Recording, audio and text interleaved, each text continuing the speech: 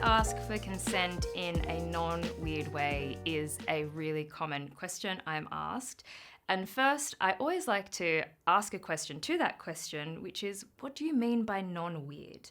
And I think we have this assumption that when it comes to sex, that it should just go exactly like a movie, or it should look like it does in porn, and that is seamless, moving from one thing to another. People often aren't really talking and it's all just kind of unfolding.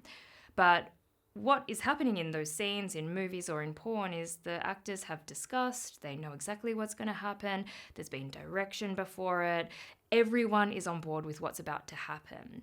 And whilst that can be really entertaining and feel exciting and feel arousing to look at, that's not really a real depiction of sex. So I know that was like a long-winded response to a very simple question, and I do want to go through some of those cues, but I think we all need to examine what we mean by non-weird. And it is actually really, really normal and common for talking about sex to feel clunky, to feel like it needs to stop or pause, or you need to start again, and that's okay.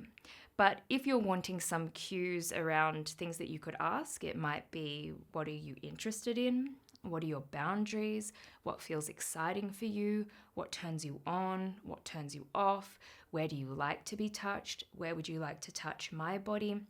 But essentially, like, all you're doing is getting information to support you in having a really great time with this person. And I think if we can keep in mind that consent, be it verbal or non-verbal, is all about having empathy and care for the human being that you're having sex with. And if we can keep that in mind, that, if we're ascertaining consent, it's all about making sure everyone's having a really great experience and everyone leaves knowing that was a good experience.